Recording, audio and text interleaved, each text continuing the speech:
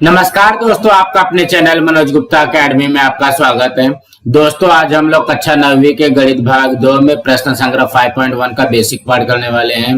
दोस्तों, अभी तक आप लोगों ने इस चैनल को सब्सक्राइब नहीं किया तो प्लीज सब्सक्राइब और चैनल लाइक कीजिए और अपने फ्रेंड्स के साथ शेयर कीजिए।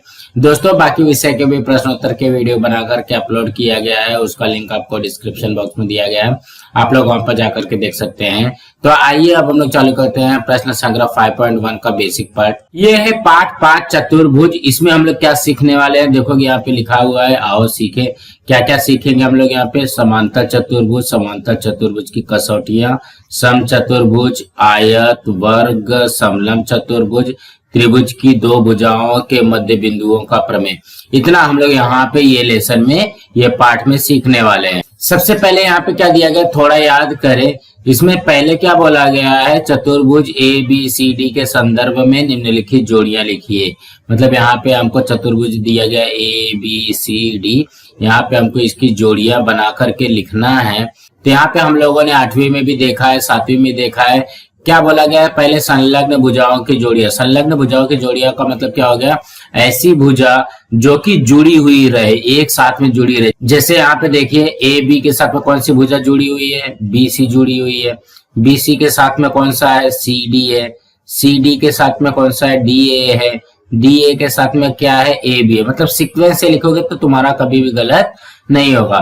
तो क्या है, सबसे पहले देखोगे ए बी के साथ में क्या रहेगा, बी सी रहेगा। इसके आगे आप लोग भुजा ए बी और भुजा बी सी भी लिख सकते हैं।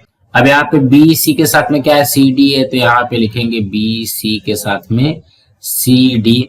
उसके बाद में सी डी के साथ में डी ए, यहाँ पे लिखेंगे सी डी के साथ में डी ए। उसके बाद में क्या हो जाएगा, डी ए के साथ में ए बी, यहाँ पे लिखेंगे डी ए के साथ में ए बी।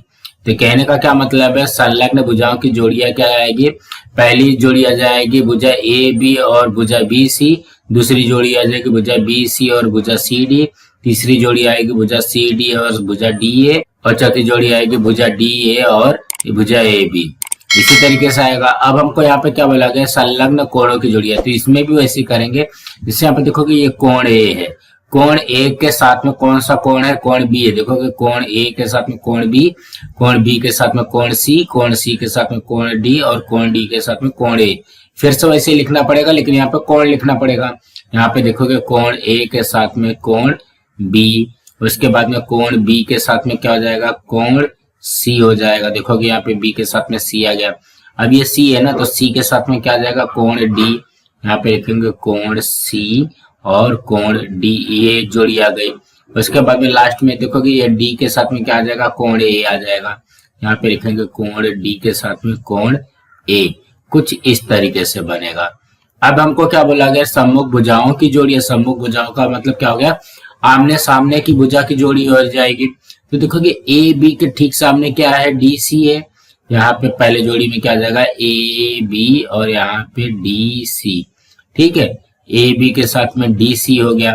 अब उसके बाद में देखोगे बी सी के ठीक सामने क्या है, ए डी है। तो यहाँ पे लिखेंगे बी सी और यहाँ पे हो जाएगा ए डी। तो सम्मुख भुजाओं की जोड़ियों में क्या आएगा, भुजा ए बी और भुजा डी सी, और दूसरी जोड़ी बनेगी भुजा बी सी और भुजा ए डी।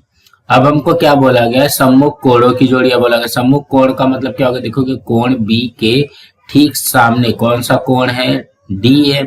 यहाँ पे लिखेंगे कोण बी के सामने है कोण डी, एक इसकी जोड़ी बन जाएगी। उसके बाद में कोण ए के सामने कौन सी है, कोण सी है। यहाँ पे लिखेंगे कोण ए की जोड़ी बनेगी कोण सी से। कुछ इस तरीके से हमको करना है। अब यहाँ पे क्या बोला गया है, जरा याद करते हैं। मेरा प्रकार तथा मेरे गुणधर्म है, मैं चतुर्भुज हूँ। तो यहाँ पे देखो कि ये सब चीज जो दिया गया है ना, सब सही दिया गया है, लेकिन मेरे हिसाब से यहाँ पे क्या होना चाहिए था, यहाँ पे ना अगर चित्र बना करके दिया होता तो आपको थोड़ा सा और अच्छे से समझ में आता था। तो घबराने की जरूरत नहीं है, हम लोग यहाँ पे पहले चित्र बना लेते हैं। अब यहाँ पे क्या बोला गया, जरा याद करते हैं। मेरा प्रकार तथा मेरे गुणधर्म है, मैं चतुर्भुज। चतुर्भुज का मतलब क्या हो गया, चार भुजाओं का समूह। देखोगे इसमें भी चार भुजा है, इसमें भी चार भुजा है, इसमें भी चार भुजा है और यहाँ पे भी चार भुजा है। तो यहाँ पे थोड़ा थोड़ा सा फर्क है, ये हम लोगों को पता होना चाहिए। इसमें क्या बोला गया, मेरी सम्मुख भुजाओं की दोनों जोड़ियां समांतर होती है, मतलब ये वाली जो भुजा है वो इसके समांतर होगी और ये वाली भुजा जो है इसके समांतर होगी। तो ये कौन सा चतुर्भुज बनेगा, ये बनेगा समांतर चतुर्भुज। कौन सा बनेगा, समांतर चतुर्भुज। क्या बोला गया है, मेरी सम्मुख भुजाओं की दोनों जोड़ियां समांतर है, ये वाला इसके समांतर है, ये वाला इसके समांतर है। अब क्या बोला गया है, मेरे सभी कोण समकोण होते हैं, मतलब यहाँ पे देखोगे ये समांतर तो है लेकिन यहाँ पे सब के सब कोण समकोण है, तो सबका सब कोण समकोण है, तो ये कौन सी चित्र बनेगी, ये आकृति आ जाएगी आयत की। अब यहाँ पे क्या बोला गया, मेरी सभी भुजाओं की लंबाई समान है। देखो कि सारे भुजा की लंबाई समान दिया गया, कोण वगैरह का ऐसी कुछ भी बात नहीं किया गया, सिर्फ बोला गया है कि सभी भुजाओं की लंबाई समान है। तो ये क्या हो जाएगा, ये हो जाएगा समचतुर्भुज। ये क्या बनेगा, ये हो जाएगा समचतुर्भुज। उसके बाद में क्या बोला गया, मेरे सभी कोण तथा सभी भुजाएं समान है। देखो कि सभी भुजा भी समान है और सभी कोण भी समान है, मतलब सबका कोण का माप कितना है, 90 अंश है। तो ये क्या हो जाएगा, ये आ जाएगा हमारा वर्ग। इसी तरीके से हमको समझ करके चलना है। इसमें क्या क्या गुणधर्म दिया गया, पहला गुणधर्म है सम्मुख भुजाएं सर्वांगसम होती है, मतलब जो सामने की भुजा होती है समांतर तो होती है, साथ साथ में सर्वांगसम भी होती है, बराबर होती है। उसके बाद में सम्मुख कोण भी क्या होगा, सर्वांगसम होगा। यहाँ पे लिखोगे सम्मुख कोण भी सर्वांगसम होगा। उसके बाद में विकर्ण क्या होता है, विकर्ण होता है समद्विभाजित। विकर्ण क्या होता है, समद्विभाजित होता है। इस तरीके से हम लोगों को याद रखना है। अब यहाँ पे आयत का देखते हैं। आयत में मेरे गुणधर्म में क्या आएगा, सम्मुख भुजा क्या होती है, इसमें सम्मुख भुजा इसकी भी सर्वांग सम होगी, मतलब बराबर बराबर होगी ना, सम्मुख भुजा सर्वांग सम होगी। और विकर्ण भी क्या होगा, विकर्ण भी सर्वांग सम होगा, विकर्ण भी क्या होगा, बराबर होगा। इसके जो विकर्ण है वो बराबर नहीं है, लेकिन यहाँ पे जो आयत का विकर्ण होगा वो क्या हो जाएगा, सर्वांग सम होगा, बराबर होगा। अब समचतुर्भुज के गुणधर्म क्या बोलते हैं, सम्मुख कोण इसके क्या होते हैं, सर्वांग सम होते हैं। इसके सम्मुख कोण क्या हो जाएंगे, सर्वांग सम होंगे। और विकर्ण क्या होगा, विकर्ण समद्विभाजित करता है, विकर्ण समद्विभाजित करता है। और वर्ग के गुणधर्म क्या आएगा, विकर्ण जो है वो क्या होगा, सर्वांग सम होगा। क्या होगा, सर्वांग सम होगा।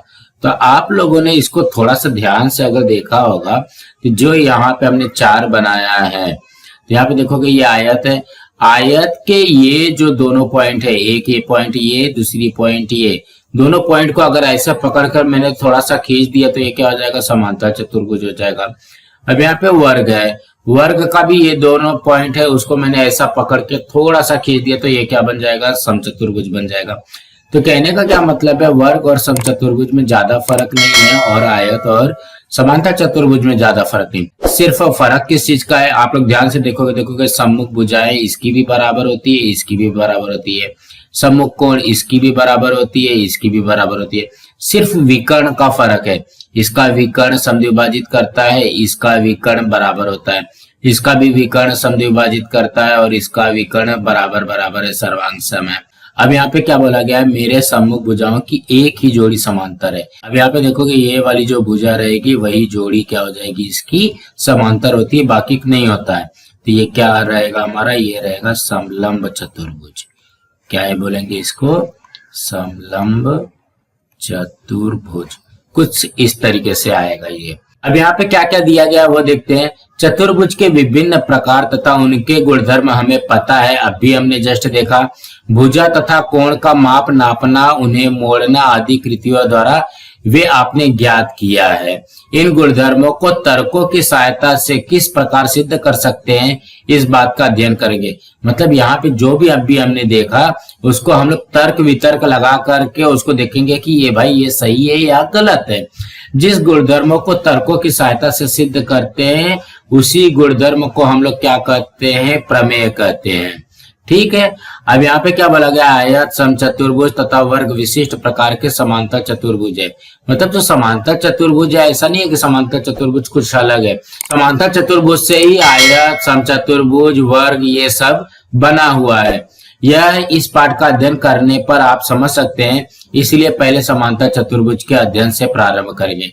कहने का क्या मतलब है, आयत समचतुर्भुज और वर्ग हम लोग अगले प्रैक्टिस सेट में देखेंगे, हम लोग अगले प्रश्न संग्रह में देखेंगे।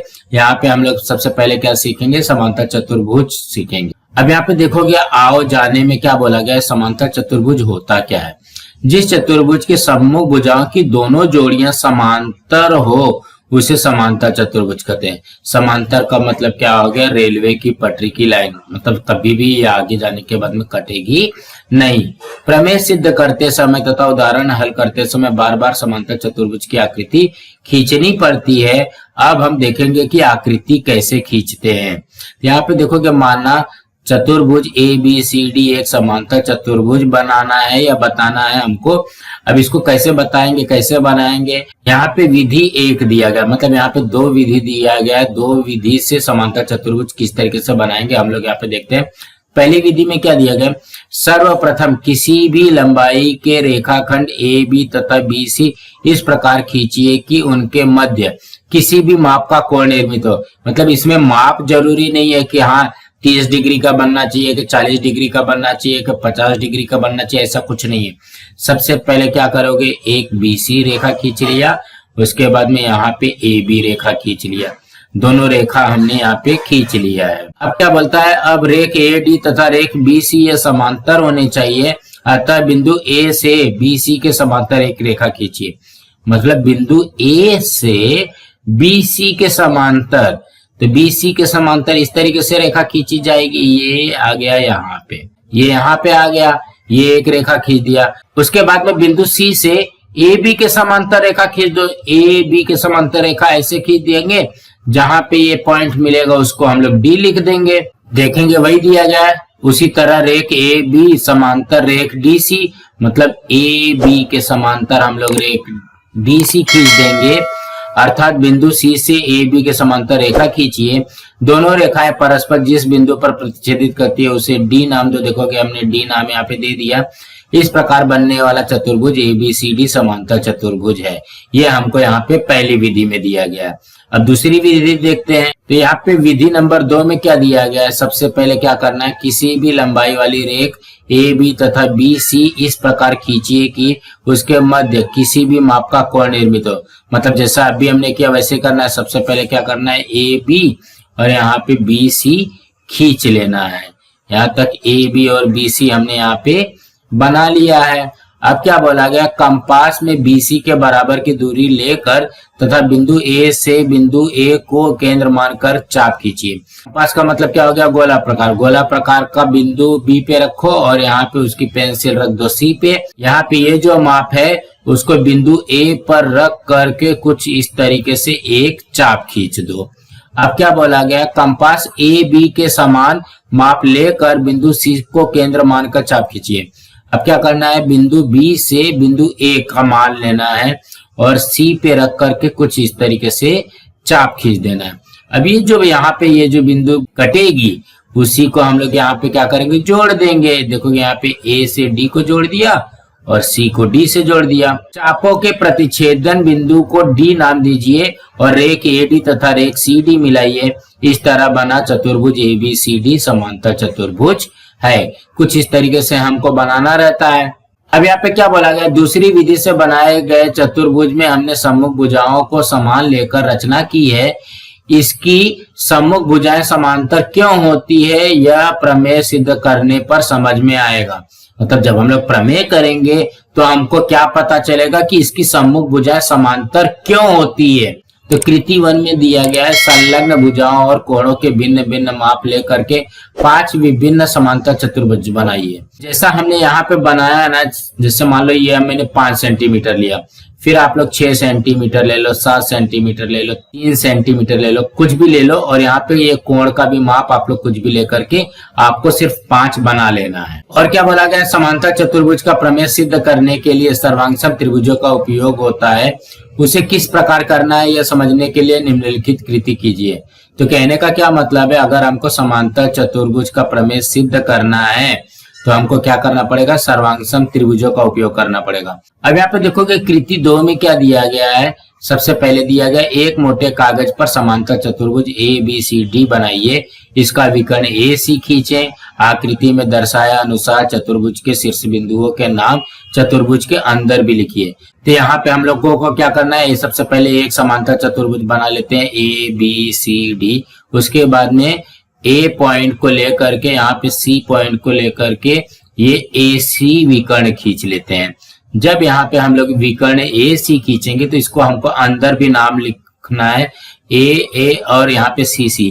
अभी मैंने क्यों लिखा या यहाँ पे क्यों लिखा गया है इसको, ताकि हम लोग यहाँ पे 2 त्रिभुज बना सके। जैसे यहाँ पे देखोगे ABC, ये एक त्रिभुज हो गया। देखोगे दूसरी त्रिभुज बन गई AC और ये D, ये दूसरी त्रिभुज बन गई। ये पहली त्रिभुज है, ये दूसरी त्रिभुज है। अब क्या बोला गया, चतुर्भुज ABCD को विकर्ण AC पर मोड़ने से त्रिभुज ADC तथा त्रिभुज CBA एक दूसरे को पूर्णतः ढकते हैं। क्या देखे, मतलब इसको जब हम लोग इसको इस तरीके से फोल्ड करेंगे, देखोगे यहाँ पे फोल्ड किया हुआ है, इस तरीके से फोल्ड करेंगे तो एक दूसरे को ढक रहा है क्या, यहाँ पे देखोगे एक दूसरे को ढकता नहीं है।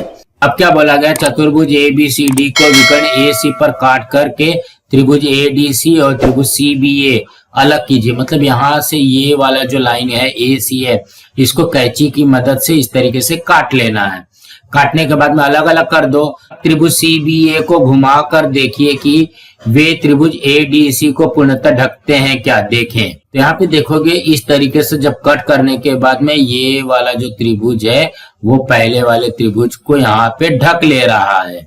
तो क्या समझे कि ये दोनों जो है सर्वांगसम है। जब भाई दोनों एक दूसरे को ढक देंगे तो ये क्या हो जाएगा, सर्वांगसम हो जाएगा, त्रिभुजों की सर्वांगसमता आ जाएगी।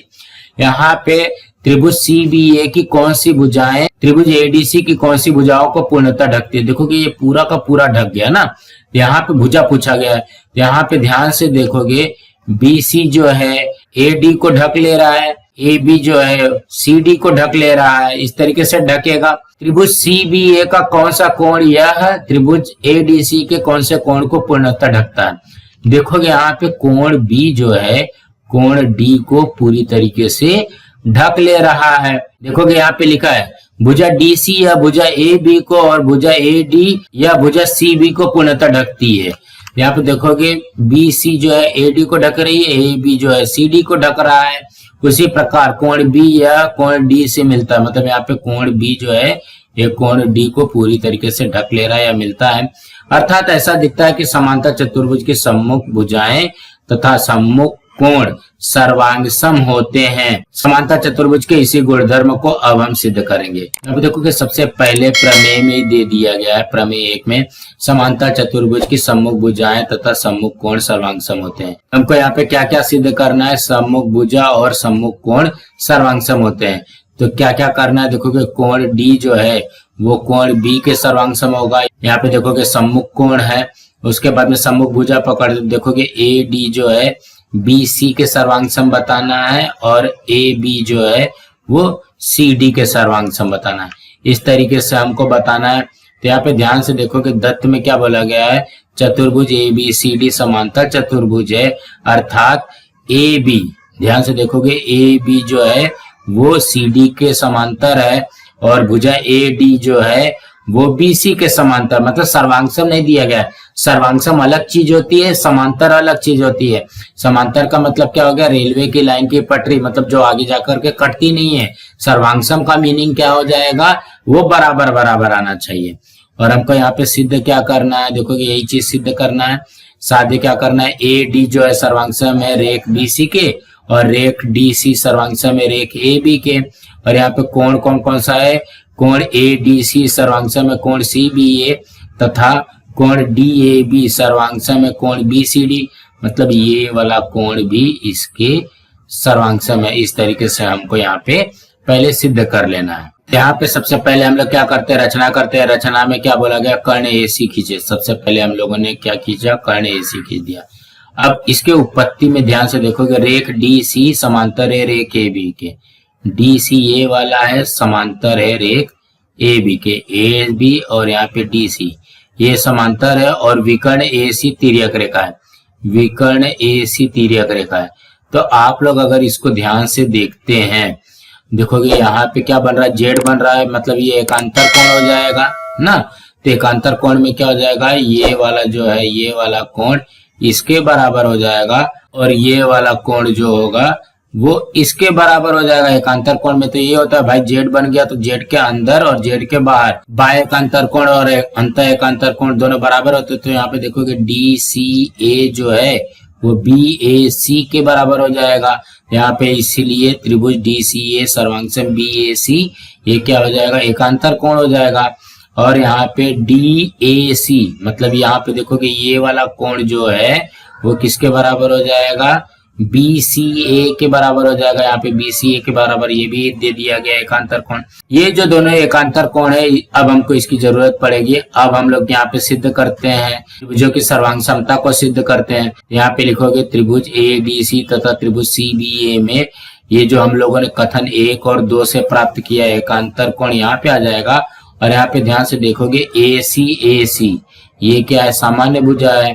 तो ये क्या हो जाएगा, त्रिभुज ADC सर्वांगसम त्रिभुज CBA ये क्या हो जाएगा, कोभू को कसौटी से सिद्ध हो जाएगा। जब यहाँ पे ध्यान से देखोगे कोभू को कसौटी से सिद्ध हो जाएगा तो हमको सर्वांगसम त्रिभुजों की संगत भुजाएं लिखनी पड़ेगी और सर्वांगसम त्रिभुजों की संगत कोण लिखना पड़ेगा। तो ये देखोगे DC जो है वो AB के बराबर आ जाएगा सर्वांगसम त्रिभुजों की संगत भुजा, और यहाँ पे AD जो है वो CB के बराबर आ जाएगा सर्वांगसम त्रिभुजों की संगत भुजा। तो ये तो हो गया। और यहाँ पे देखोगे AC ये तो हम लोग ने पहले लिख लिया था। तो कहने का क्या मतलब है, दो भुजा बची हुई थी, दो भुजा लिख लिया। अब यहाँ पे ऑलरेडी दो कोण दे दिया गया तो एक ही कोण बच रहा है। कौन सा कोण बच रहा है, यहाँ पे ADC और यहाँ पे CBA ये वाला जो कोण बच रहा है। तो ये क्या हो जाएगा, सर्वांगसम त्रिभुज के संगत कोण हो जाएगा। देखोगे यहाँ पे भी वही लिख करके दिया गया है, इसलिए भुजा AD सर्वांगसम भुजा CB सर्वांगसम त्रिभुज की संगत भुजाएं तथा भुजा DC सर्वांगसम भुजा AB सर्वांगसम त्रिभुज की संगत भुजाएं, और कोण ADC सर्वांगसम कोण CBA सर्वांगसम त्रिभुज का संगत कोण। इसी प्रकार कोण DAB सर्वांगसम कोण BCD भी हम लोग सिद्ध कर सकते हैं। अब यहाँ पे क्या बोला गया है, थोड़ा सोचें। उपर्युक्त प्रमेय में कोण DAB सर्वांगसम कोण BCD सिद्ध करने के लिए रचना में परिवर्तन करना पड़ेगा क्या, वह परिवर्तन कर उत्पत्ति किस प्रकार लिखेंगे। तो सबसे पहले यहाँ पे हम लोग इसी को समझते हैं, सेम इसी तरीके से लिखना पड़ेगा। जो यहाँ पे AC जो है वहां पे हम लोग क्या करेंगे, विकर्ण BD खींचेंगे, बाकी सब इसी तरीके से कर लेंगे तो हमारा आंसर आ जाए। अब क्या बोला गया, समांतर चतुर्भुज का एक और गुणधर्म समझने के लिए निम्नलिखित कृति कीजिए। मतलब यहाँ पे अब हमको एक गुणधर्म और बताना है। तो इसकी कृति में क्या बोला गया, समांतर चतुर्भुज PQRS बनाए। देखो यहाँ पे PQRS बन गया। विकर्ण PR तथा विकर्ण QS खींचिए। देखोगे PR और यहाँ पे QS खींचिए। उनके प्रतिच्छेदन बिंदु को O या नाम दीजिए। यहाँ पे ये O आ गया। अब प्रत्येक विकर्ण के हुए दो भागों की लंबाई की तुलना विभाजक की सहायता से कीजिए, क्या समझा। तो यहाँ पे देखोगे जब विभाजक हम लोग रखेंगे गोला प्रकार को यहाँ पे और यहाँ पे रखेंगे, ये जो दूरी होगी वो ये और ये दूरी के बराबर होगी। कहने का क्या मतलब है, PO जो होगा वो किसके बराबर होगा, OR के बराबर होगा। और O से S की दूरी और O से Q की दूरी ये भी क्या होगा, बराबर होगा। OS बराबर क्या हो जाएगा, OQ हो जाएगा। अब इसको भी हम लोग सिद्ध करके देखते हैं कि आता है क्या। इसके प्रमेय में क्या बोला गया, समांतर चतुर्भुज के विकर्ण परस्पर एक दूसरे को समद्विभाजित करते हैं। देखो यहाँ पे समझ में आएगा, समद्विभाजित, इसमें तीन शब्द है। सम मतलब समान, द्वि मतलब दो, भाजित मतलब भाग करना। मतलब ये जो लाइन है जैसे PR है, PR को दो समान भागों में विभाजित करता है। तो इसके दत्त में क्या बोला गया, चतुर्भुज PQRS समांतर चतुर्भुज है। देखोगे PQRS एक समांतर चतुर्भुज है। विकर्ण PR तथा विकर्ण QS परस्पर बिंदु O पर प्रतिच्छेदित करते हैं। देखोगे ये PR है, ये QS है, ये बिंदु O पर प्रतिच्छेदित कर रहा है। तो हमको यहाँ पे क्या सिद्ध करना है, रेख PO सर्वांगसम है RO के। देखोगे यहाँ पे PO सर्वांगसम है RO के और यहाँ पे SO सर्वांगसम है QO के। इस तरीके से हमको दिया गया है। अब यहाँ पे उत्पत्ति में लिखते हैं, देखोगे कौन सा दो त्रिभुज पकड़ रहे, पहले देखोगे POS ये वाला एक त्रिभुज पकड़ना है, उसके बाद में ROQ ये एक त्रिभुज हमको पकड़ना है। अब यहाँ पे ध्यान से देखोगे OPS सर्वांगसम ORQ, देखोगे OPS सर्वांगसम ORQ मतलब ये वाला कोण ये वाले कोण के बराबर है। क्यों बराबर है, देखोगे अगर ध्यान से इसको देखोगे ये क्या बन जाएगा, जेड बन रहा है ना, तो ये क्या हो जाएगा, ये एकांतर कोण हो जाएगा। और यहाँ पे ये जो यस वाला दिया गया, ये वाला यस वाला कोण, तो ये भी तो जेड बन रहा है ना, ये देखोगे इस तरीके से ऐसा ये जेड बन रहा है, तो यस वाला कोण क्या हो जाएगा, ये क्यू के बराबर हो जाएगा। देखोगे यहाँ पे लिखा हुआ है कोण PSO सर्वांगसम कोण RQO, ये भी एकांतर कोण हो गया। समांतर चतुर्भुज की सम्मुख भुजाएं सर्वांगसम होती है, मतलब यहाँ पे PS जो रहेगा वो क्या रहेगा, QR के बराबर रहेगा। यहाँ पे लिख दिया भुजा PS सर्वांगसम भुजा RQ। अब यहाँ पे मिल गया हमको, देखोगे यह कोण है, भुजा है, कोण है, मतलब कोबू को कसौटी से सिद्ध हो गया। जब ये कोबू को कसौटी से सिद्ध हो जाएगा, देखोगे एक भुजा ये था, ठीक है, तो यहाँ पे दूसरी भुजा क्या बन जाएगी, PO जो है वो RO के बराबर हो जाएगा और SO जो है वो QO के बराबर हो जाएगा। वही चीज तो यहाँ पे लिखा हुआ है, सर्वांगसम त्रिभुजों की संगत भुजाएं। कुछ इसी तरीके से हमको यहाँ पे सिद्ध कर लेना है। अब यहाँ पे क्या बोला गया है, इसे ध्यान में रखें। क्या क्या ध्यान में रखना है, समांतर चतुर्भुज की सम्मुख भुजाएं सर्वांगसम होती है, सर्वांगसम चतुर्भुज के सम्मुख कोण सर्वांगसम होते हैं। तीसरा याद रखना है, समांतर चतुर्भुज के विकर्ण परस्पर एक दूसरे को समद्विभाजित करते हैं। और एक चीज आप लोगों को याद रखना पड़ेगा, यहाँ पे समांतर चतुर्भुज के संलग्न कोण संपूरक होते हैं, संपूरक होते, संपूरक का मतलब क्या होता है, 180 अंश के होते हैं। जो संलग्न कोण होते हैं वो क्या होते हैं, 180 अंश के होते हैं।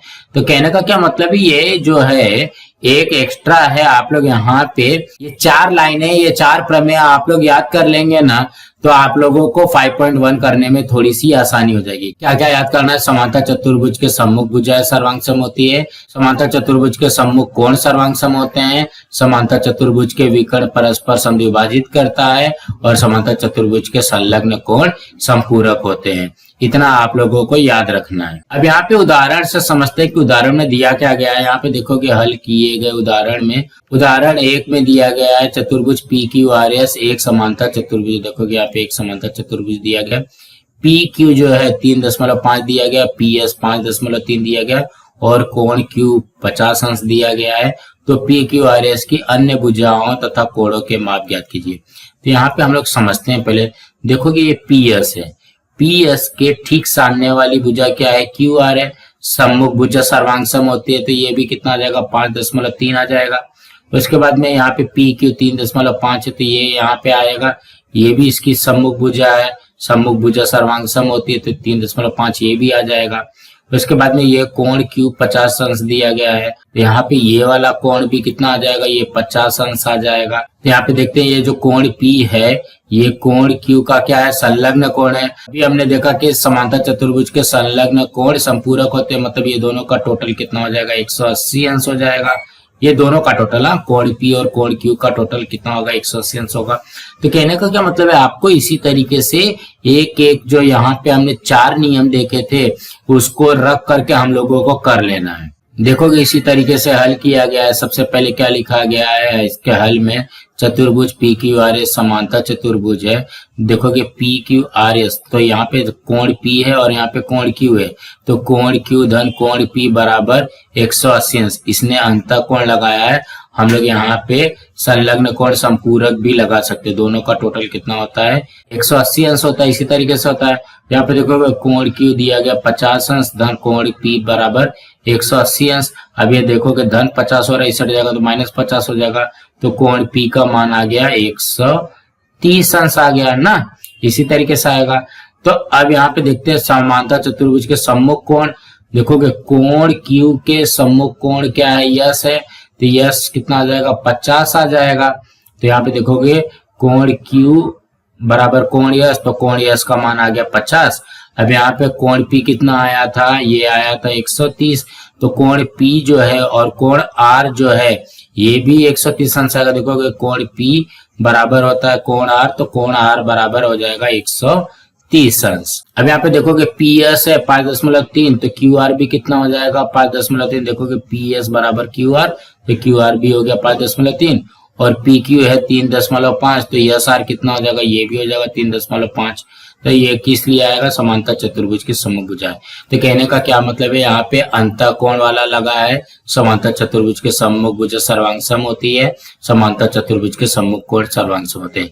इस तरीके का लगा करके हमको यहाँ पे इसका उत्तर लाना है। उदाहरण नंबर 2 में देखते हैं क्या बोला गया है। चतुर्भुज PQRS एक समांतर चतुर्भुज है जिसमें कोण A का मान 4x धन 13 अंश है तथा कोण D का मान 5x माइनस 22 अंश है। तो कोण B तथा कोण C का मान ज्ञात कीजिए। मतलब हमको यहाँ पे कोण B और कोण C का मान ज्ञात करना है। तो यहाँ पे देखोगे हल में क्या लिखोगे, समांतर चतुर्भुज के संलग्न कोण संपूरक होते हैं और कोण A तथा कोण D संलग्न कोण है। देखोगे A और D संलग्न कोण है। यहाँ पे A का मान रख दिया प्लस D का मान रख दिया बराबर 180 अंश होता है। अब यहाँ पे ब्रैकेट ओपन करोगे तो ये क्या हो जाएगा, ये बनेगा हमारा 4x धन 13 धन 5x माइनस 22 बराबर 180 अंश हो जाता है। तो ये क्या हो जाएगा, देखो 4x और धन 5x 9x हो जाएगा, 13 माइनस 22 13 माइनस 22 माइनस 9 होता है बराबर 180। तो ये क्या हो जाएगा 9x बराबर 180 लिख दिया। अब यहाँ पे माइनस 9 हो रहा है, इस साइड जाएगा तो क्या हो जाएगा प्लस 9 हो जाएगा।